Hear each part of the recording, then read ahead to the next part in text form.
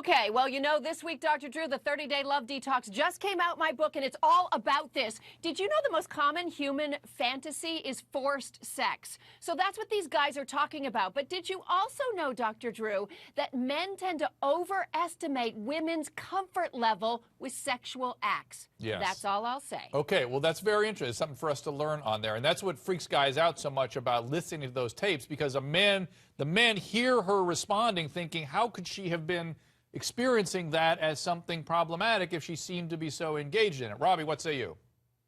Well, I mean, Jodi used sex to manipulate. She wanted to get love. So she might have been feigning being okay with all kinds of things that she really was not okay with.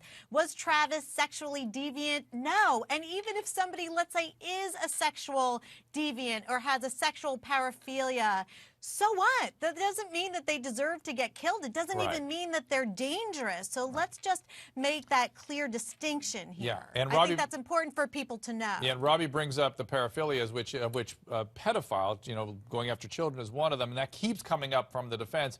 That is absurd. There is zero evidence that Travis had anything like that going on. Right, Cheryl? That's right. There is no evidence whatsoever that Travis was sexually attracted to kids. And it's really trying to slander Travis to make people have less compassion for him. But I think we really need to think about, what do we want to be more upset about?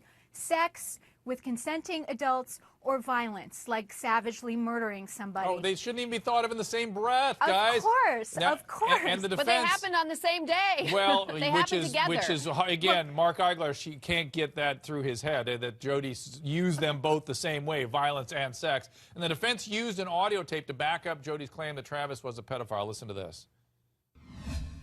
That was hard. The way you know, it sounds like you was a 12-year-old girl having her first orgasm. It sounds like what?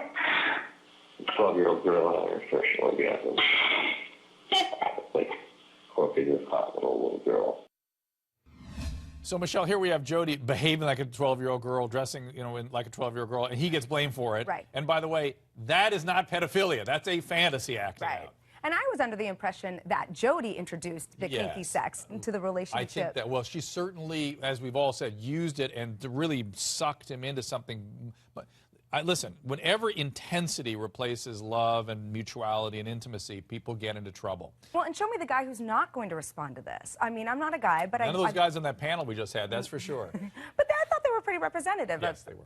Yes. I don't know. I thought she was the vixen. But There's no doubt about it. Deanna in Indiana, you want to ask something of our panel. Go ahead.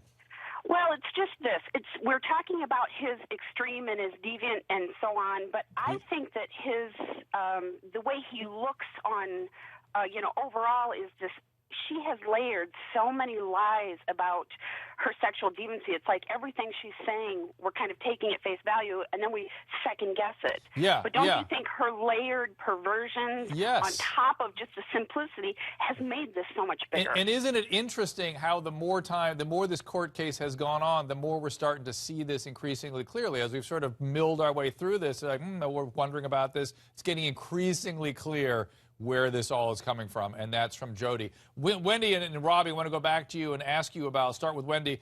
You say men overestimate women's tolerance of these sorts of things. What are the cues that a man can use to level. Well, how can a man understand that, and what can women do to help men understand that?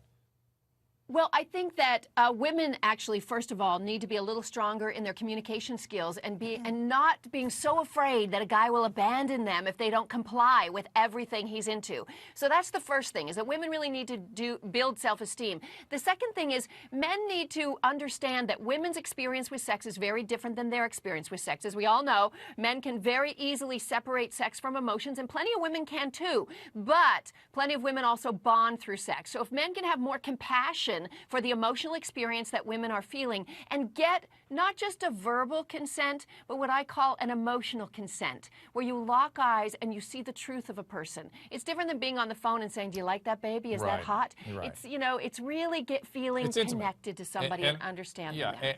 And Rob, you agree with that?